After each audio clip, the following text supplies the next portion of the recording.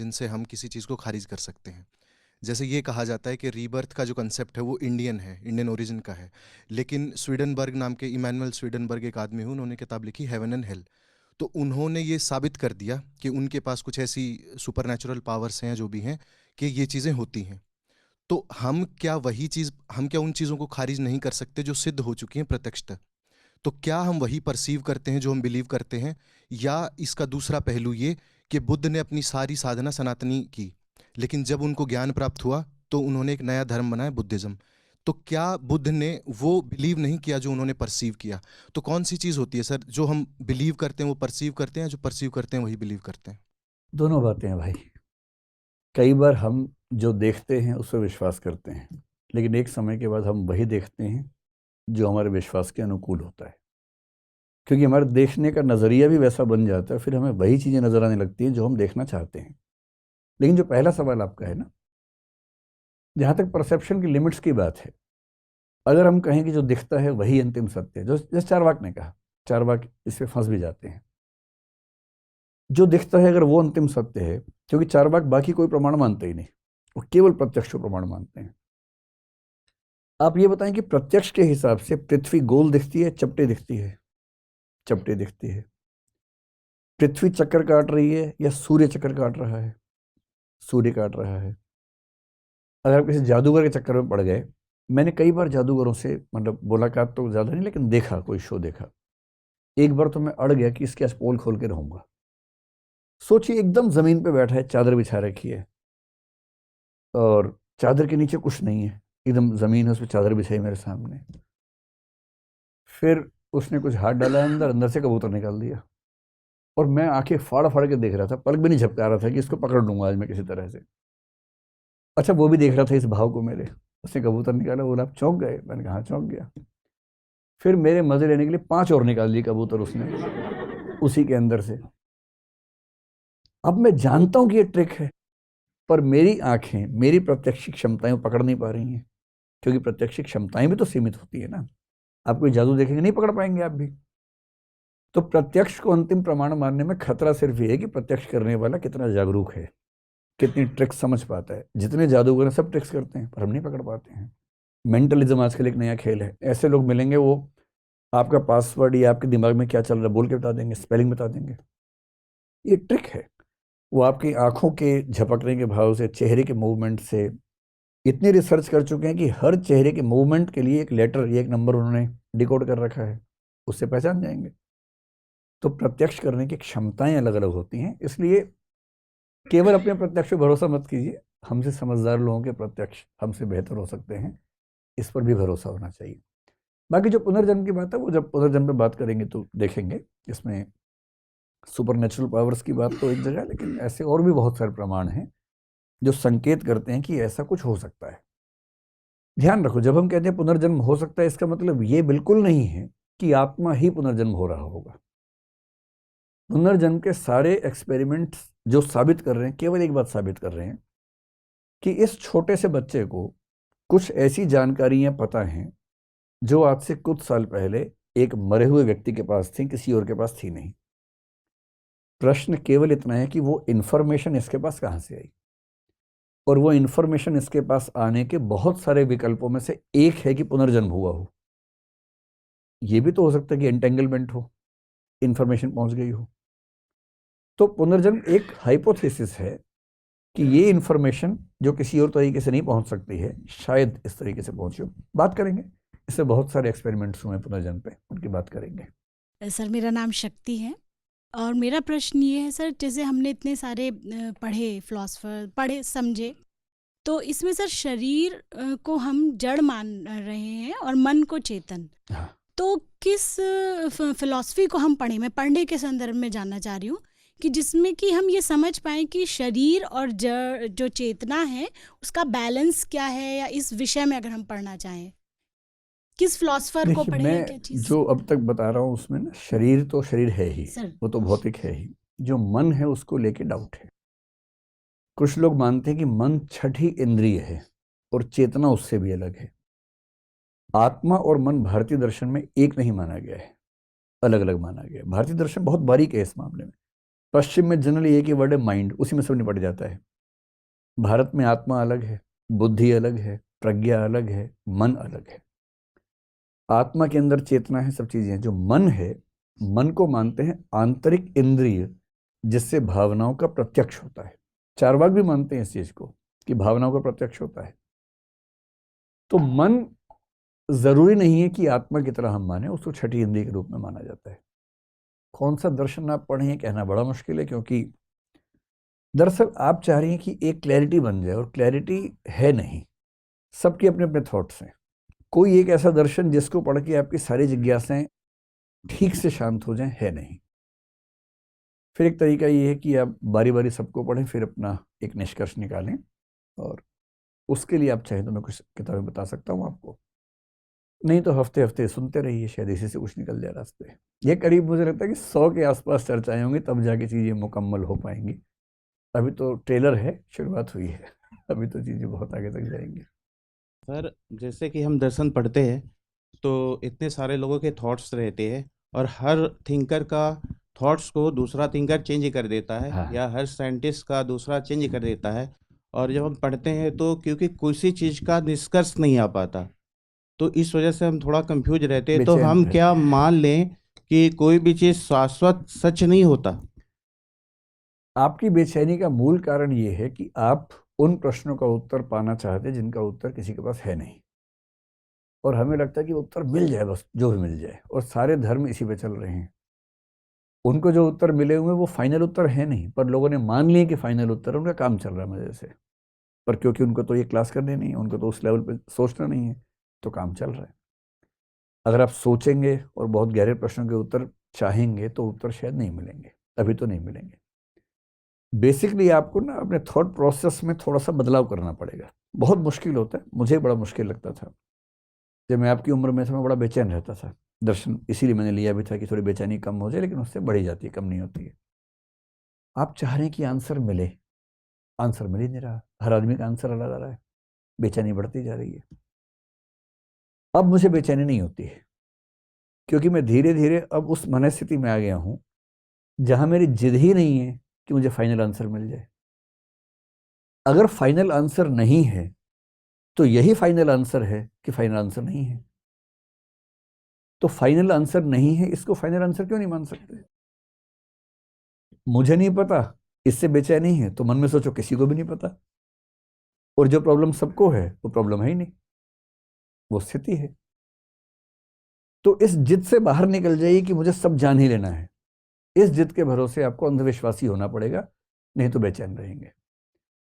तो जो चीज किसी को नहीं पता वो मुझे भी नहीं पता, इसलिए मैं सहज और ठीक व्यक्ति हूं, इतना पर्याप्त है। क्यों हम जिद करें कि उन प्रश्नों का उत्तर जान ही लेंगे जो जानने की स्थिति हमारी है ही नहीं? नहीं जान सकते भाई। अच्छा, ईश्वर है यानी इसका उत्तर मेरे ख्याल से अगर मिलेगा तो कम से कम 10-20 हजार साल के बाद मिलेगा, जब ब्रह्मांड को हम इतना जान चुके होंगे। जैसे एक दो चिंतकों ने कहा कि जब विज्ञान पूरे ब्रह्मांड को नाप लेगा तब शायद वो देख पाए कि इसको चलाने वाला कोई है या नहीं है। तब भी संभावना ही है, पता नहीं वो 10-20 हजार साल में भी हो ना हो। और तब तक कहीं परमाणु युद्ध हुआ, काम खत्म। उसके बाद फिर 2-4 बज के फिर वो पत्थर भाला लेके शुरू हुए, फिर कई हजार साल के बाद जाके विज्ञान का विकास हुआ। तो और ज्यादा लोड नहीं लेना भाई फिलॉसफी में ना। जो चीज मैं नहीं जान सकता हूँ मैं नहीं जान सकता हूँ, क्या टेंशन लेनी है? जितना है उससे काम चलाइए फिलहाल। और जिज्ञासा है तो प्रयास में रहिए, जो प्रयास हम लोग कर रहे हैं आप भी रहिए उसमें। ठीक? हाँ बोलिए। नमस्ते सर, मेरा नाम हिना है और मेरा प्रश्न है कि कई बार भविष्य में होने वाली घटनाओं का आभास हमें स्वप्न के थ्रू हो जाता है, तो वो भविष्य में घटना होने वाली है इसलिए हमें आभास होता है, या फिर वो सिर्फ एक कोइंसिडेंस होता है? ड्रीम इंटरप्रिटेशन के बहुत सारे सिद्धांत हैं, जिनमें से कुछ ने इस बारे में विचार किया कि ऐसा क्यों होता है। कुछ लोगों को सपने में नहीं, जीते जागते भी ऐसा होता है। कुछ लोगों को थोड़ा सा पहले आभास होने लगता है, बहुत क्लियर कट होने लगता है, और वैसा हो भी जाता है 2 दिन के बाद। ये क्यों होता है, इसको लेके बड़ी खतरनाक खतरनाक कुछ मान्यताएं हैं। अगर हम मान लें कि उन्हें सच में पहले पता लग जाता है, तो ये कितना खतरनाक है आप समझ रही हैं? जैसे अगर आप देख लें कि 2 दिन बाद मुझे कुछ होने वाला, मान लीजिए, और सच में हो गया, इसका मतलब है कि मेरे साथ भविष्य में क्या होने वाला है पहले से तय था। और इसका मतलब है कि मैं जो कुछ भी कर रहा हूं उससे कुछ नहीं हो रहा, तय पहले से है। और यदि पहले से तय है तो ये डिटर्मिनिज्म है, और इसका मतलब फ्री विल या संकल्प स्वतंत्र है ही नहीं। हम कुछ नहीं करते, पहले से तय है। पहले से तय ना हो तो कैसे दिखेगा? इससे बड़ी चिंता की बात है। लेकिन कुछ लोग ये भी बोलते हैं कि ये जो पहले से देखने वाला मामला है, ये इंट्यूटिव लेवल की रीजनिंग है और कुछ नहीं है। रीजनिंग के 2 लेवल्स हैं। एक लेवल हुआ जब हम दिमाग लगाते हैं, ऐसा हो सकता है, ऐसा हो सकता है, ये होगा, वो होगा, ये कॉन्शियस रीजनिंग है।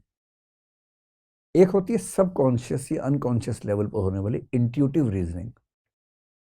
वो भी रीजनिंग है, पर आपके इंट्यूशन के लेवल पे चल रही है, और आपको पता नहीं है कि आप रीजनिंग कर रहे हैं, और आपको आपकी चिंताओं की वजह से, भय की वजह से, असुरक्षाओं की वजह से कुछ कुछ बुरी चीजें दिख रही हैं, सपनों की वजह से कुछ अच्छी चीजें दिख रही हैं। उनमें से कुछ सही साबित हो गई, जो गलत साबित हुई उनको आपने सैंपल में लिया नहीं, जो सही साबित हुई उनको सैंपल मान के आपने मान लिया कि मुझे पूर्व ज्ञान हो गया था, फॉर नॉलेज हो गई थी। ये सैंपलिंग मिस्टेक भी कई बार होती है। जैसे बिल्ली रास्ता काट गई, कुछ बुरा होगा, 100 का रास्ता काटा बिल्ली ने, बुरा एक के साथ हुआ। 99 के सैंपल को हम काउंट नहीं करेंगे, उस एक को काउंट करेंगे, और इससे ये धारणा और गहरी हो जाएगी कि बिल्ली के रास्ता काटने से दिन खराब हो जाता है। क्योंकि मनुष्य इतना ताकतवर है, अगर बिल्ली उसका दिन खराब कर सकती है तो फिर मनुष्य क्या करेगा उसका सोचिए। क्योंकि हम सैंपलिंग में क्या करते हैं कि कुछ सैंपल्स को ज्यादा वेटेज देते हैं, बहुत सारे सैंपल्स को वेटेज नहीं देते हैं, और ऐसे इंट्यूटिव रीजनिंग होती रहती है। तो ड्रीम की बात किस दिन करेंगे, जब करेंगे तो विस्तार में समझेंगे इसके बारे में। थैंक यू ठीक सर। है, बैठिए। एक आखिरी सवाल आप पूछ लीजिए। हाँ। सर मेरा नाम प्रबल है सर। एक क्यूरियोसिटी बहुत लंबे समय से सर चल रही है, आज अच्छा मौका है अच्छा। कि सर समाज में 3 तरीके की धारणाएं बनी हुई हैं। पहली धारणा ये है कि जो लॉ ऑफ अट्रैक्शन को मानते हैं, उनका कहना ये है, जैसे स्वामी विवेकानंद को ले लीजिए, लगभग सिमिलरिटी है, कि आप जो चीज़ प्राप्त करना चाहते हैं उस पर अधिकांशतः अपना कंसंट्रेशन कर लें, ज़्यादातर उस चीज़ के बारे में सोचें। ये धारणा ये कहती है कि लगभग सोचने से आपको सब प्राप्त हो रहा है, एक मोटा मोटा जो निष्कर्ष निकाला जाए। दूसरी धारणा जो हमारे समाज में लगभग जनरली सब मानते हैं कि कर्म प्रधान है, आप जैसा करेंगे वैसा भरेंगे। तीसरी धारणा ये है कि जो भी आज दुनिया में जो लोग हैं, कुछ भी अचीव किए हैं, अगर उनका इंटरव्यू सुना जाए या उनसे व्यक्तिगत, मैंने कई लोगों के इंटरव्यू देखे जो बहुत ज़्यादा सफल हैं आज, उनसे अगर ये पूछा जाए तो वो ये बताते हैं कि जो आज हम हैं वास्तव में हम वो बनना ही नहीं चाहते थे, अच्छा, लेकिन जीवन में हम वो बन गए। तो क्या चीज़ सही है, कर्म प्रधान है या सब किस्मत से होता है या सोचने से ही सब कुछ होता है? सर ये थोड़ा क्लियर कर दीजिए। मतलब आपके सवाल का मसला ये है कि हमारी सफलताएं विफलताएं किस्मत से होती हैं, या हमारी मेहनत से, कर्म से होती हैं, या हमारे चाहने से होती हैं। जी। इसका उत्तर देने से पहले एक वाक्य आपको समझाता हूँ। हमारी अधिकांश समस्याओं की वजह हमारा चिंतन का तरीका है, और चिंतन का मूल तरीका क्या है? हम चीज़ों के बीच में अथवा लगा के सोचते हैं जहां और लगा के सोचना चाहिए। इससे बात समझ नहीं आई होगी। अधिकांश, मैं एक किताब में वह पढ़ रहा था आज से करीब 10 साल पहले, आचार्य रामचंद्र शुक्ल, हिंदी में एक बड़े प्रसिद्ध निबंधकार हैं, आलोचक हैं, उनके बारे में किताब थी। एक प्रश्न था, यूपीएससी में खूब आता था, मैं पढ़ाता था, पहले एग्जाम देते हुए परेशान रहता था उस प्रश्न को लेके, कि उनके निबंध जो हैं वो मनोवैज्ञानिक हैं या साहित्यिक हैं। इस प्रश्न का उत्तर कई किताबों में देखा, बहुत कंक्रीट नहीं मिलता था, बेचैनी रहती थी कि यार समझ नहीं आ रहा। फिर एक छोटी सी किताब मेरे हाथ में आई, मुश्किल से 50 पेज की होगी। मैंने उसमें वो लेख पढ़ा, और उस लेख में उत्तर तो मिल गया, साथ में एक चीज़ और मिल गई जो मैं आपको यहाँ बताना चाह रहा हूँ। उसमें लिखा था कि समस्या ये है कि जब 2 चीज़ें साथ साथ हो सकती हैं, हम ये मान के चल रहे हैं कि चीज़ या तो ये है या वो है। शुक्ल जी के निबंध मनोवैज्ञानिक या साहित्यिक नहीं है, मनोवैज्ञानिक और साहित्यिक है। मुझे लगा कि बताओ यार, इतना भारी पत्थर दिमाग पे रखा हुआ था, पत्थर ही हट गया, और हमेशा के लिए हट गया उसके बाद से। हमारा जीवन केवल कर्म से चलेगा या केवल भाग्य से चलेगा? क्यों भाई, कर्म और भाग्य क्यों नहीं हो सकता? हमारा प्रयास, हमारा इरादा और हमारा भाग्य क्यों नहीं हो सकता? तीनों हो सकते हैं। मैं भाग्यवादी व्यक्ति नहीं हूं, लेकिन अगर आप दर्शन की बहुत गहराई में जाएंगे, ये दर्शन में ना भी जाए, सामान्य जीवन में देखें, तो आपको मानना पड़ेगा कि हम सबके जीवन का बड़ा हिस्सा उन संयोगों पर टिका हुआ है जो हमने पैदा नहीं किए थे। सबसे बड़ा संयोग, आप कौन से परिवार में पैदा हुए। उससे बड़ा संयोग कह सकते हैं कि आप स्वस्थ पैदा हुए या विकलांग पैदा हुए। ये तो आपके हाथ में नहीं है, आपने तय नहीं किया था। अब कोई बच्चा जन्म से ही मान लीजिए नहीं देख पा रहा है, आप उसको बोल रहे हैं कर्म करो, कर्म से कुछ भी हो सकता है, इरादा ठान लो। उसने ठान लिया कि देखना है मुझे। विज्ञान में कोई युक्ति है नहीं, जिंदगी भर प्रयास कर रहा, देखूं, नहीं देख पा रहा, तो इरादे से क्या हो गया, कर्मों से क्या हो गया, पहले ही उसकी स्थिति बंध गई है। तो जो मैं कहना चाह रहा हूं, केवल इरादा पर्याप्त नहीं है, केवल कर्म पर्याप्त नहीं है, संयोग की भूमिका भी है, इसको मानना चाहिए। और संयोग को मान लेने से ना बहुत दुविधाएं कम हो जाती हैं। हाँ, कोशिश करनी चाहिए कि संयोग की भूमिका कम से कम हो, इरादे और कर्म की भूमिका ज्यादा हो। दूसरों की विफलताओं को जज करते हुए ये ध्यान रखना चाहिए कि उसके संयोग भारी पड़े होंगे, वो हमसे छोटा नहीं है। अपनी सफलताओं के बारे में ध्यान रखना चाहिए कि हमारे संयोग भारी पड़ गए, वरना हमें तो 30 मार्का है नहीं। तो आदमी विनम्र रहता है। मतलब मैं तो एक साधारण सफलता के स्तर पे खड़ा व्यक्ति हूँ, कोई बहुत तोप मैंने काम नहीं किया ज़िंदगी में, लेकिन जब मुझसे कोई पूछता है, ऐसा होता है साल में 1-2 बार कोई पूछ लेता है कि आपने ये किया, आपने वो किया, क्या है फार्मूला, मैं उसको पता क्या बोलता हूँ, तुक्का, यही फार्मूला है, तुक्के लगते गए बस। उन तुक्कों में आदमी सोचता है कि मैंने सब कुछ कर दिया है, ऐसा नहीं होता है। बहुत सारे संयोग आपके पक्ष में घटे होते हैं। आप उन संयोगों को जीरो करके सारा श्रेय खुद ले लेना चाहेंगे तो कैसी बात बनेगी। तो सबका कॉम्बिनेशन है भाई, और मैं तो मध्य मार्गी आदमी हूं। मैं मानता हूं कि जीवन बीच में है, कोने में है ही नहीं। तो संयोग, कर्म और इरादा, इनका बैलेंस है, इनके मिक्सिंग से जीवन बनता है, ना कि किसी एक से बनता है। ठीक है, आज यहीं समाप्त करते हैं, और अगली बार अगर आप आएंगे, मुझे उम्मीद कम है, लेकिन अगर आप आते हैं अगली बार भी कफन हाथ में लेके, सर पे बांध के, तो फिर कुछ और सवाल करेंगे। ठीक है, चलिए, धन्यवाद।